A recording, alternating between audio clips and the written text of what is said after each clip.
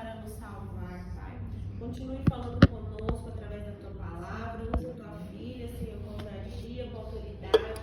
Que o nosso coração esteja aberto, Senhor, para receber a semente que o Senhor tem plantado nessa noite. Em nome de Jesus. Amém. Hoje a nossa palavra vai ser um pouco diferente. Eu chamei a Raquel para dar um testemunho, né? E a Raquel, faz tempo que ela tá ensaiando para esse testemunho. E ela tem um milagre, ela é um milagre muito grande, né? E um dia que ela começou a contar, assim por cima, alguma coisa para mim, eu falei, Raquel, você tem que contar isso para mais gente. Só vocês da família que sabem isso, tem que contar para a igreja toda isso. Aí ela disse assim, um dia eu vou contar, eu ainda tenho que me preparar. Aí ela vai começar a contar assim para poucas pessoas, porque daqui a pouco ela vai começar a contar para muitas mais pessoas, né? E eu sei que, como nós falamos do Espírito Santo, é o Espírito Santo que está na vida da Raquel, dos pais dela, que guardou, que deu consolo. O Espírito Santo é ajudador, o Espírito Santo, ele é o nosso guia, que guiou, né? O pastor falando do guia, daquele que dirige, o que está do lado vai descansando, porque sabe que é um guia bom, né? E o Espírito Santo tem sido o nosso guia e tem sido guia na vida da Raquel. O Espírito Santo, ele intercede por nós também. E uma coisa que eu queria deixar por último aqui, duas coisas que eu queria falar. Que o Espírito Santo, ele se entristece. E quando o Espírito Santo se entristece, alguém quer chutar? Quando nós pecamos, né? Fazemos coisas que não agradam a Deus. Então, que a gente possa querer agradar o Espírito Santo. Porque o Espírito Santo, ele desde o início, ele já existia. Quando na criação, ele estava pairando sobre as águas, né? E ele é o Espírito Santo Consolador, é o Espírito Santo que está querendo ter comunhão conosco, né? Ser o nosso amigo. E ele tem sido esse amigo na vida da Raquel desde a sua infância e desde os momentos mais difíceis que ela passou. E eu sei, Raquel, que Deus vai continuar usando cada dia mais a sua vida. Amém. Então você está com a palavra. Paz do Senhor. Então, eu não sou assim de falar para as pessoas, que eu sou muito tímida, sabe? E poucas pessoas sabem dessa história mesmo, mas na época o Bruno inteiro sabia, né? Eu fiquei famosa na cidade, em 1974. E na escola eu já contei essa história lá, inclusive o professor falou assim, você tem que ir no Ratinho, tem que ir na Eliana contar isso. Já imagina, né? Então eu vou começar. Em 1974, eu fui diagnosticada com uma doença muito rara, chamada miastenia gravis. É uma doença muscular, que o cérebro para de mandar comando para os músculos e você fica toda desgovernada. Então eu não conseguia falar, não conseguia comer, não conseguia engolir, eu vivia caindo, eu não tinha força, eu não levantava o braço, caía, a cabeça caía, tinha que segurar assim, e a voz, eu não conseguia falar 3 palavras que eu já não saía mais nada, porque a língua não tinha força na língua.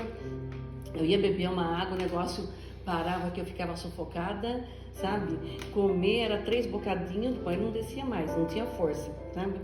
E daí ninguém sabia o que eu tinha, e essa doença é uma doença muito rara, que dentre os milhões de brasileiros, que o Brasil é muito grande, né? No ano, um brasileiro adquire essa doença e os médicos até hoje não sabem o porquê, sabe? Tanto que aqui em Buri só tem 3 casos. Em 1974 fui eu, depois de 35 anos teve o segundo caso, que é a eliatinagem, e depois de 23 anos, uma moça chamada Patrícia, que o marido dela é mecânico. Eu conheço ela assim, ela é crente, eu e ela somos evangélicas e Eliate não. Então, naquele tempo, aqui em Buri não tinha médico, só tinha um enfermeiro que vinha de vez em quando, sabe? E eu comecei a engasgar e comecei a cair, e daí ocorreu assim que na época eu comi um peixe e me engasguei. Daí o Buri inteiro falou que foi o peixe, que eu tinha espinho na minha garganta, sabe? E daí me internava em Itapeva 3 dias, era bronquite, ia para Itapetininga bronquite, e eu só piorando, sabe? Só piorando, e não tinha médico aqui. Daí eu comecei a ter falta de ar, sabe? E daí começava a faltar o ar e eu ficava, sabe? Em 4 horas eu ficava toda roxa, assim, a boca toda branca, a unha toda branca, assim, sabe? Toda desgovernada. Daí meu pai não sabia o que fazer comigo, porque não tinha médico aqui, né? Ia lá na vizinha. Eu tinha 10 anos. Tinha 10 anos. Daí, então, essa doença é assim. Os médicos acreditam que tem alguma relação com o timo, que é uma glândula aqui no meio que todo mundo tem, sabe? E essa glândula, a função dela, assim, é para reter sujeira que criança come, é a favor da imunidade da criança. E quando você entra na adolescência, mais ou menos, ela tem que parar de funcionar. Ela tem que atrofiar, ficar sequinha. Todo mundo aí tem, tá sequinha. E por um distúrbio do seu metabolismo, ela pode voltar a funcionar. Essa doença não passa para ninguém. Vamos supor, se teve um distúrbio de metabolismo, sua glândula começou a funcionar, daí o seu cérebro não manda mais comando para o músculo, você fica desgovernado, sabe? E daí eu comecei, né? Eu comecei a ter falta de ar, sabe? E daí quando dava a crise de falta de ar, começava a espumar aqui a garganta e eu ficava toda largada e meu pai não sabia o que fazer. Ia no vizinho, na Regina Dum, sabe? Eu morava ali na casa pastoral, onde o pastor Claudecir mora. Então, e na esquina ali morava a turma a Dum, a Regina Dum, esqueci até hoje, mora lá, outra que eu esqueci o nome também. E meu pai pedia para me pegar aquele trapo lá, sabe? E me levava, e ela pedia para ela levar de carro na farmácia. Daí chegava lá, o seu Francisco, é o farmacêutico, ele falava assim, eu não sei o que fazer com ela. Daí colocava o aparelhinho no coração, eu lá largada no colo do meu pai assim, só escutava, assim, aquela coisa de longe, não tinha reação. Ele escutava o meu coração e falou assim, viu, o coração dela já está parando, ela está morrendo, não sei o que eu vou fazer com ela. Meu pai, deu uma injeção aí, sabe? E eu na largada. Eu escutava que ele falava que eu estava morrendo, mas não estava nem aí, né? Não tinha reação mais. Para mim, tanto fazia, né?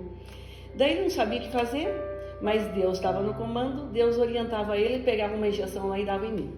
Daí eu começava a melhorar. Daí depois de 4 horas eu ia para casa, nem ficava lá sentado, porque eu não podia deitar de falta de ar, ia melhorando, sabe? Daí, só que eu ficava assim, era fraca. Eu começava a andar, do nada eu caía, o joelho era todo roxo, sabe?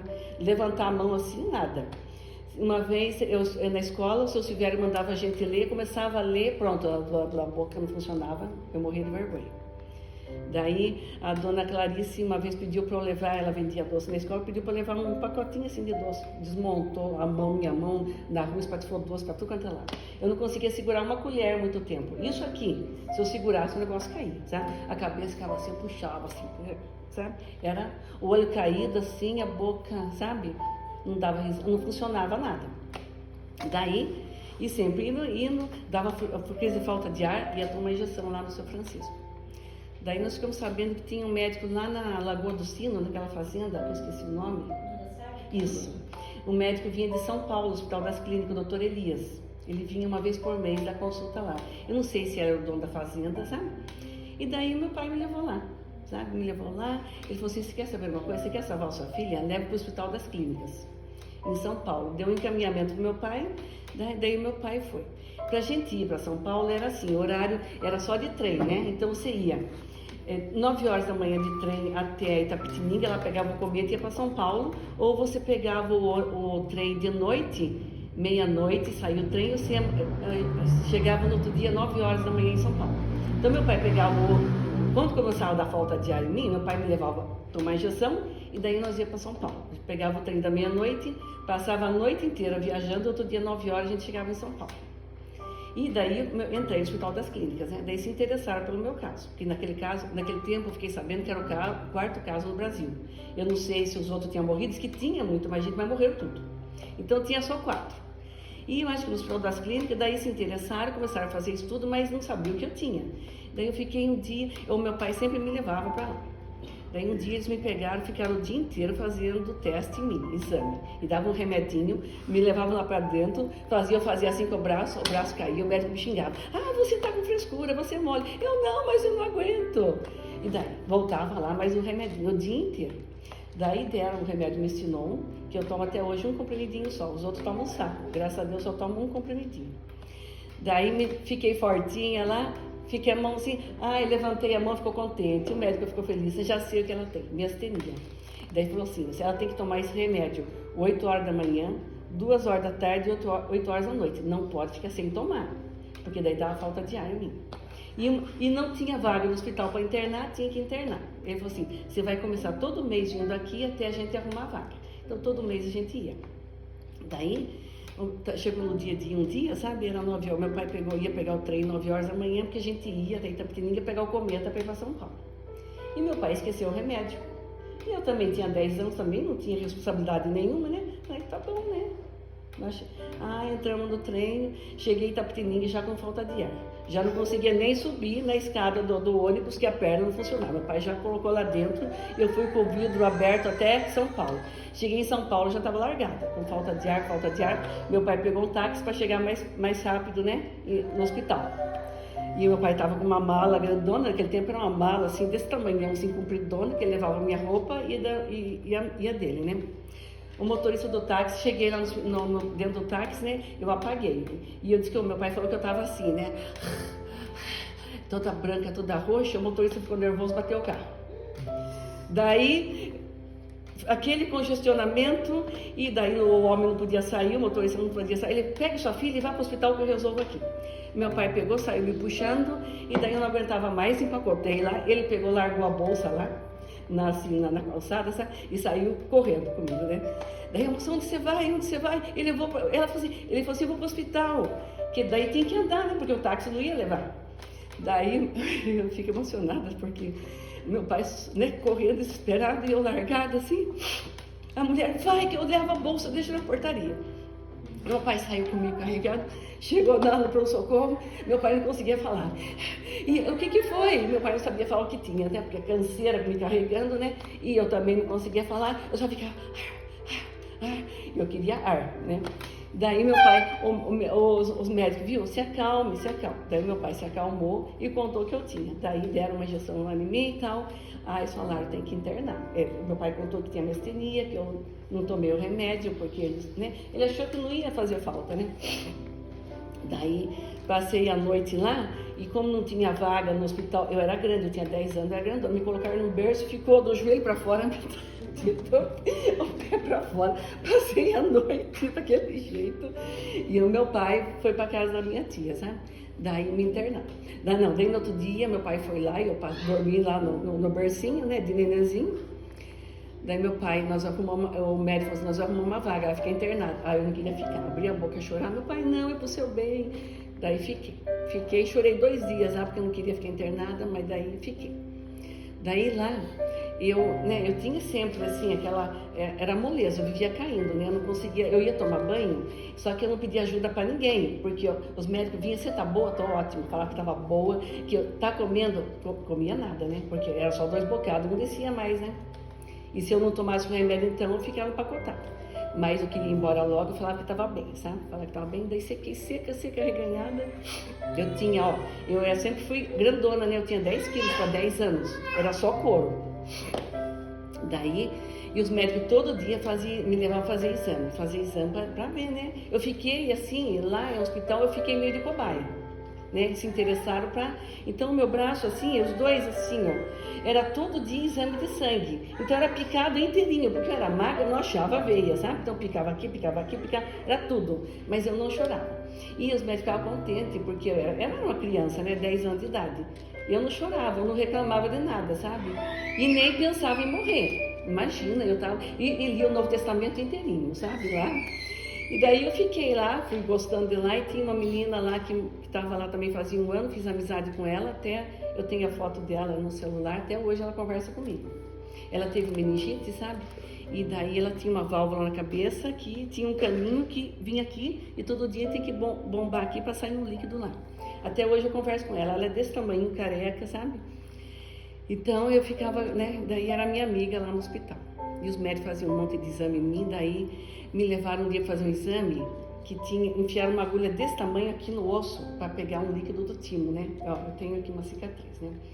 Daí quebrou, entortou a agulha, pegaram outra, daí tiraram, doía, mas eu não reclamava, sabe? E os médicos ficavam muito contentes. E sempre tinha uma junta médica lá, todo dia eles iam na minha cama e ficavam assim, ficava olhando pro meu rosto assim, sabe? Uma meia hora, todo mundo só olhando assim pra mim, né? Olhando o meu olho, porque essa doença ataca mais o olho. Depois o Marquinhos vai pôr umas fotos e ver como que é o olho de um miastênico, sabe? E daí, acho que para agradar, para explicar o porquê, né? Ai, mas você tem um olho lindo, viu? Você não é turca, você não é... Ai, que cílios lindos que você tem. Aí eu me achava, né? Seca, reganhada, me achando a mais linda do hospital.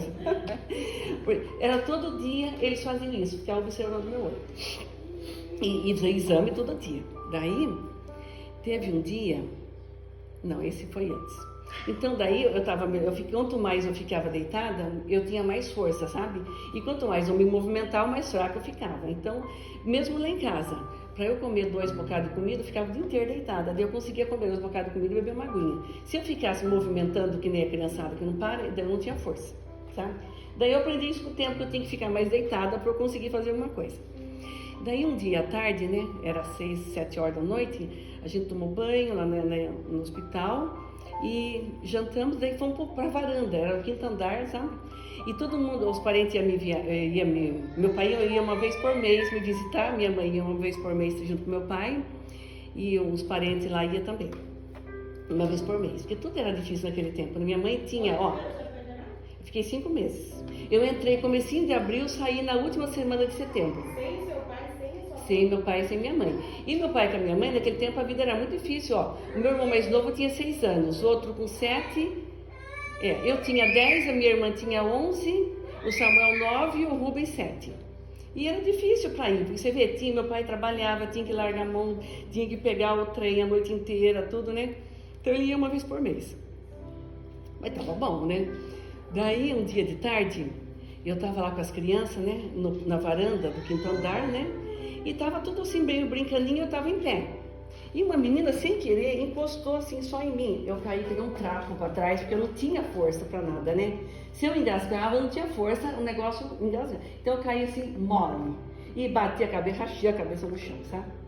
E desmaiei, sabe? Só que daí, eu acordei rápido, só lembro as enfermeiras puxando uma perna para cá, outra para cá, 2 braços, que me levaram para a cama e colocaram na cama. E daí, eu fiquei sabendo depois que saiu sangue do ouvido, da boca, do nariz, e me colocaram na cama e eu dormi. Dormi, fiquei 3 dias dormindo, não acordava mais. Porque não pode, quando bate a cabeça, né? Ainda quando sai sangue, não pode deixar dormir. Me colocaram lá, apaguei. Daí, nesses 3 dias, eu não sei se me levaram para fazer exame de certo, levaram, tirar a tomografia da cabeça, sei lá o que. Eu não vi o que aconteceu, nada. Depois de 3 dias, acordei como se nada, eu esqueci de tudo, não sabia o que tinha acontecido. Depois de um tempo, de um mês, que a minha amiga contou, sabe? Daí, quando ela contou, eu lembrei na minha cabeça. Daí o médico queria fazer um exame para mim, que hoje eu sei que o nome é eletroneuromiografia, que me levaram lá, eu saí de ambulância do Hospital das Clínicas, fui para um outro hospital, e lá me encheram de coisinha, de eletrodos lá no corpo inteiro, que era para fazer força para aparecer lá na televisãozinha. Como eu tinha tomado Mestinon, o médico ficou bravo, queria sem ter remédio. Me levaram, daí no outro dia me deixaram sem Mestinon. Desde cedo, 8 horas, né? 2 horas e 9 horas, e 8 horas da noite. Os da 8 eu não tomei, era quase 2 horas, eu já estava na cama largada, sem almoço, sem café, sem nada, acabada lá, com falta de ar, não conseguia falar, não conseguia nada. Fiquei largada o dia inteiro. Porque eu não conseguia comer, né? Nem levantar. Fiquei um trapo sem o Mestinon, né?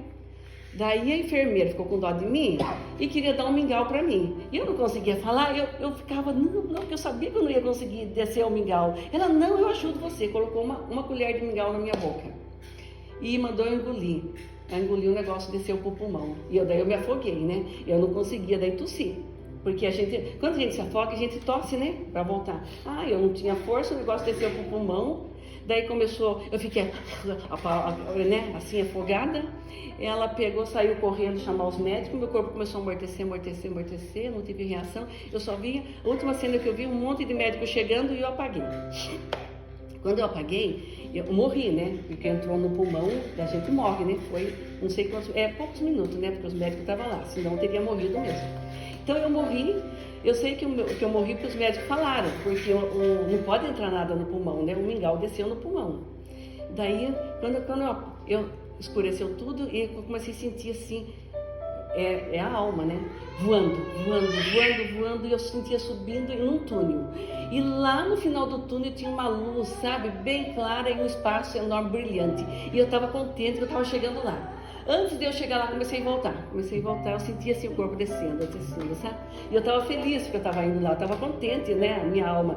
Nossa, que alegria, eu queria chegar logo naquele negócio. Fui descendo. Daí quando eu acordei, cheio de coisa, colocaram um negócio na minha boca, um cano até a traqueia, né? colocaram um aparelho de respiração, um negócio grande lá, furaram aqui o pulmão para fazer o dreno, porque o mingau tinha descido no pulmão, fizeram um dreno aqui e soro. E daí os médicos, Raquel, voltou, ai, viveu de novo, ai, que beleza você tá. E eu fiquei brava. Assim, eu não fiquei feliz. Você viu que coisa engraçada, né? Eu não fiquei feliz, sabe? Fiquei assim, eu tava contente, eu tava indo pra lá, né? Então, eu falei, eu tava indo pra um lugar de descanso, pro céu, né? Então, eu tenho certeza que eu morri, eu tava indo pra um lugar muito bom, porque a minha alma tava feliz. Eu sentia assim aquele negócio subindo, que nem uma pena. Depois senti descendo e acordei. E os médicos felizes da vida, sabe? Viu, você tá entendendo? A gente dá 2 piscadas, eu piscava, aperta a minha mão, eu apertava. Ai, que bom. Daí eu fiquei 1 mês na cama, daí respirando, tinha um aparelhão que ele fazia assim, ele puxava a respiração para mim. Então, quando eu subia o negócio, a barriga inchava. Quando eu abaixava o negócio lá, então o aparelho respirava por mim. Eu fiquei 1 semana naquilo lá, os médicos viram que eu não melhorei, daí furaram aqui e colocaram aqui, sabe? Colocaram aqui. E daí para alimentar, colocaram uma sonda, eu me alimentava pela sonda, e soro, né? E daí não tomava banho, era só paninho e fazia necessidade na comadre. 1 mês, né? Sem tomar banho, só no paninho e soro. Daí saiu o soro, era tudo picado. Aqui daí era exame de sangue e soro o dia inteiro, né? Quando eu tomava soro, né? Na cama. Daí proibiram as visitas, meu pai ia me visitar, não podia, todo mundo ia me visitar, não podia, né? Fiquei sem visita, sabe? Daí fiquei 1 mês naquele lá, respirando lá, daquele jeito, até melhorar. Daí eles falaram que eu tinha que operar, mas não podia operar porque eu estava ainda naquele cano. Daí colocaram aqui, né? Então, aquele cano, todo dia eles tiravam ali, saía a secreção, puxava tudo, colocavam na aparelho de respiração.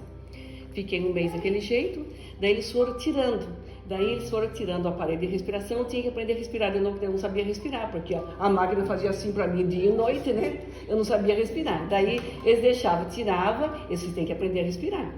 Daí tirava e deixava 1 minutinho, daí eu ficava tentando respirar, porque a máquina era forte, né?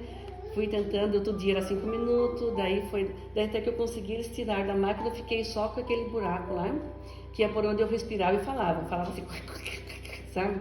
E todo dia tem que puxar a secreção de lá. Né? E daí eu comecei a comer pela boca, mas afogava, porque o negócio vinha aqui. Daí eu fui melhorandinho, eles falaram, vamos operar. Daí, cadê o seu pai, que a sua mãe? Vieram? Não, ninguém vinha mais, né? Daí todos me tinham dó de mim, porque todo mundo tinha visita e eu não tinha, sabe? Ai, morriam de dó de mim, sabe? Não veio ninguém? Eu não veio ninguém. Daí resolveram operar, eles falaram assim, nós entramos em contato com a sua família, e aqui o telefone, meu pai deu o telefone da Dona Ione. Naquele tempo ninguém tinha telefone. E daí deram da vizinha. E eles tentaram ligar para a vizinha, ninguém conseguia falar. Não tinha contato. Os médicos, nós vamos operar. Daí me levaram para outro andar pré-cirúrgico, né?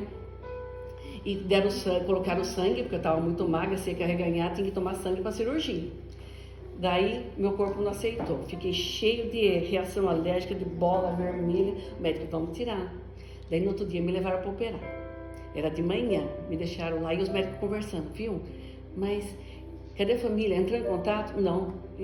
E escuta, o corpo não aceitou sangue. E agora? Vamos operar desse jeito, sabe? Vamos, seja o que Deus quiser, vamos operar. Com meu sangue, né? Magra, seca, reganhada, eu precisava de sangue, mas o corpo não aceitou. E a família não está sabendo? Eles, não. Daí, se eu tivesse morrido na cirurgia, eu acho que depois de 1 mês meu pai apareceu, né? Eu acho que eu não sei se eu ia ficar na geladeira, o que eu ia fazer lá, esperando alguém, né? Daí, fui para a mesa de cirurgia, mais tranquila, sabe? Nem ligava, tinha calma, e eu li o Novo Testamento inteiro, e eu fazia oração. E os médicos achavam que eu era uma belezinha, sabe? Porque eu não reclamava de nada, eu não chorava, tudo eu aceitava. Daí operei, né? Eu sei que quando eu estava voltando a cirurgia, era de noite. Daí estava doendo, porque eles cortaram aqui, né? Ó, a cirurgia, tem 13 pontos aqui, né? E fizeram um buraco aqui para sair a sujeira. E daí Serrar o osso aí? Cerrou o osso, eu tenho um monte de ganchinho aqui. Quando eu faço exame assim com raio-x, daí dá presença de metais, sabe? Eu tenho um ganchinho solto, porque depois que eu vim do hospital, eu estava jogando bola com os meninos, levei uma bolada aqui, saiu um ganchinho. Senhor do céu. Então daí, eu estava acordando, estava doendo, né? Eu lembro que na minha cabeça eu chamava a mãe. Deus médico, quieto Raquel, Daí eu ficava quieta, né? Daí fui pra UTI e eu tava dormindo gostoso e ele não queria que eu dormisse. Daí de meia hora iam lá, abria aqui, puxava sanganhado, porque tinha muito sangue aqui, né? E puxava e não queria que eu dormisse. Você tem que ficar acordado. E eu queria dormir, tava gostoso. Eu lembro de tudo, gente, mas de tudo. E eu queria dormir e nada, né? E os médicos, a cirurgia foi uma beleza. Daí trazia, veja o seu timo, ele tem uma borboletinha, tá no tamanho normal. Queria manter acordado, eu queria dormir. Fiquei uma semana lá e os médicos, né, na UTI, tinha mais gente, todo mundo foi embora, eu fiquei na UTI. Daí da UTI eles me levaram para uma outra sala, né, um outro quarto que tinha mais, só para ter, assim, os médicos atender melhor, né, não estavam precisando de UTI mais. Daí os médicos colocavam um negócio assim, todos dormiam para lá, os médicos plantão, e eu ficava para cá. Daí, sabe, depois da cirurgia, né, eles queriam que eu andasse, comecei a andar, porque doía tudo, mas tinha que andar, né, com cano aqui, porque ficou com dreno aqui, tudo, e foi bem, fiquei bem, depois foi como tirar com a mão. Deus ajudou tanto que foi como tirar com a mão. Daí desci pro 5º andar de novo. Daí tava lá na cama, né, e eu tava de alta e nada do meu pai, que logo já tive alta, né, fiquei lá, eu já tava boa, já andava, já comia bonitinho, né, foi uma bênção, foi um milagre mesmo, né. E daí entrou um menino que tinha caído do muro e ele ficou paralisado daqui para baixo, só mexia aqui. Um menino entrou no mesmo quarto que eu, e esse menino, reclamava o dia inteiro, chorava o dia inteiro, falava palavrão o dia inteiro, eu não suportava esse menino, sabe? Mas esse menino reclamava e chorava, ele ficou uns 3 dias assim. Daí eu falei para ele, viu, escuta aqui, você está aqui há 3 dias, eu estou aqui há 5 meses, você fica o dia inteiro chorando, falando palavrão. Daí comecei a falar para ele, viu, você não... E comecei a pregar para ele, pregar o evangelho para ele, não sei de onde que saía. E eu pegava no Testamento, eu achava a passagem bíblica e lia para ele, não sei como, eu fazia isso, sabe?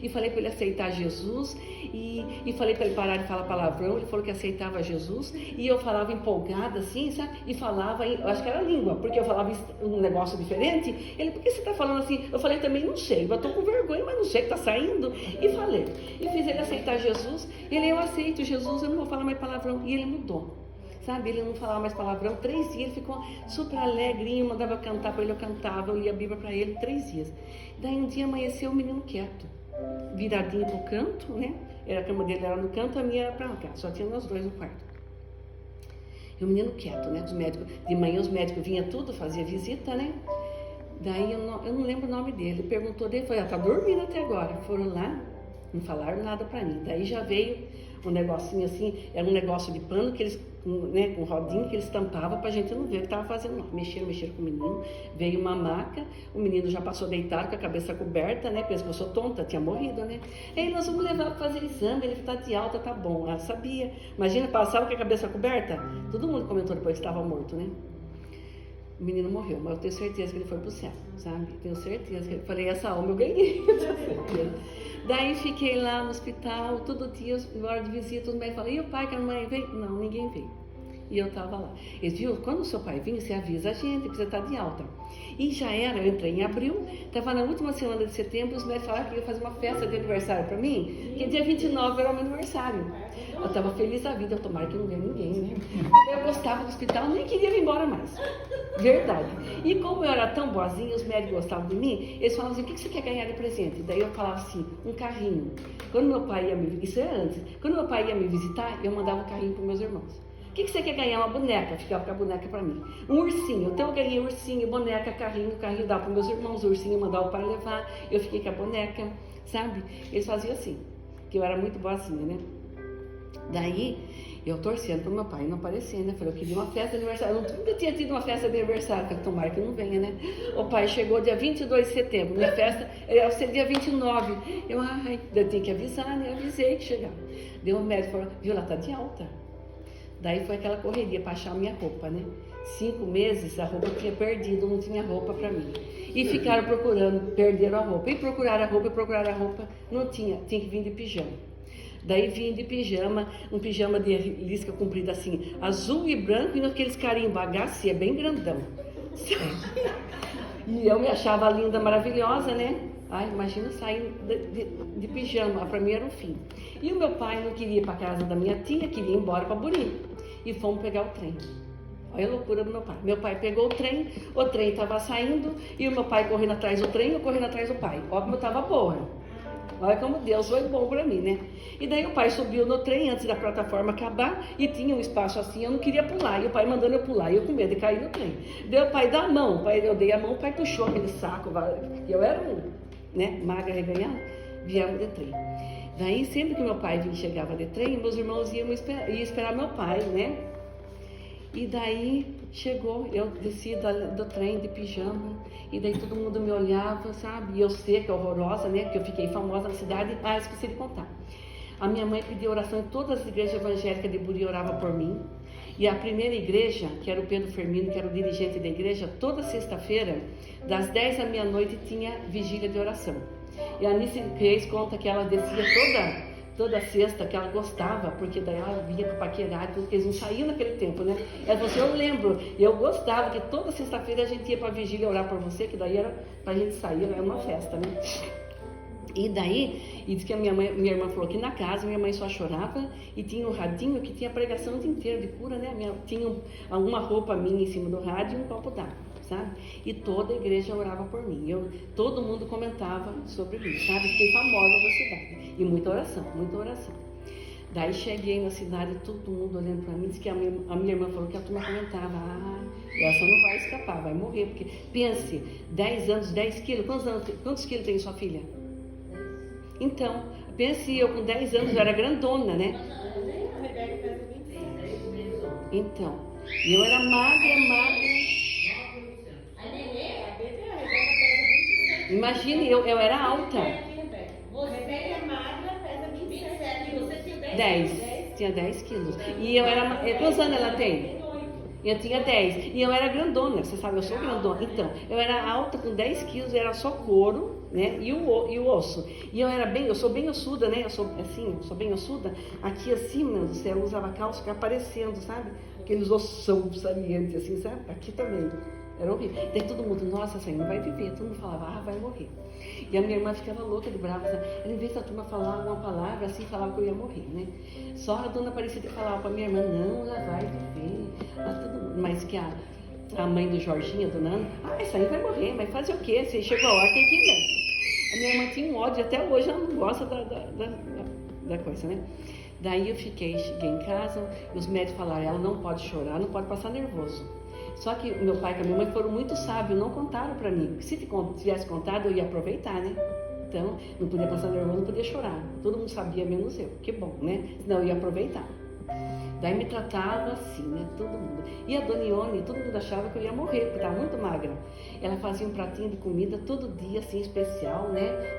Era tudo difícil, né? Ela trazia para mim, sabe? Lá em casa. Daí minha mãe dava um bocadinho para cada um e eu comia aquela pratadinha boa, sabe? Eu já podia comer, né? Daí eu não engasgava mais, sabe? Porque pense que você ter fome e você não consegue comer. Você tem sede e não consegue beber? Daí com o tempo eu falava, eu tinha fome, mas eu não comia, porque eu falei, pior é comer, engasgar, aquela aflição da morte, horrível, né? Sabe? E daí fui sarando.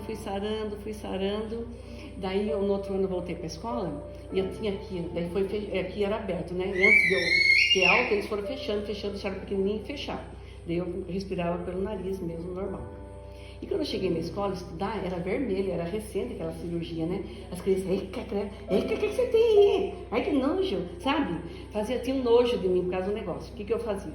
Pedia pra minha mãe comprar camiseta sem desenho dos dois lados e eu vestia ao contrário. E puxava ainda para ficar aqui, sabe? Naquele tempo eu acho que não tinha caixa real. No calor também não ia usar. E foi assim, sabe? E em nenhum momento eu desisti, nunca pensei que eu ia morrer, nunca, sabe? E eu sei que Deus estava comigo, né? Deus estava comigo. E quando eu morri, eu senti que eu estava indo para um lugar muito bom, né? Então, só que quando eu voltei, meu pai e minha mãe devia ter dado testemunho, sei lá, ninguém falou nada, né? Ficou assim, porque eu era também nova, né? Então, não... Mas foi isso. E hoje em dia eu tomo só um comprimido, né? E a Eliette, coitada, toma corticoide, toma azotoprina, não sei o que, Mestinon. E ela falou que se ela, de manhã, quando ela levanta, se ela não toma o Mestinon, ela não pode tomar o café porque ela se engasga. E eu tomo um por dia, eu tomo a hora que eu quero. E eu sinto, se eu não tomar, eu sinto que eu fico um pouco assim, sabe? Mas eu penso assim, eu sei que Deus me curou, mas por que eu fico pensando, mas por que eu tenho que tomar um comprimido, né? Daí eu penso assim, foi por quê?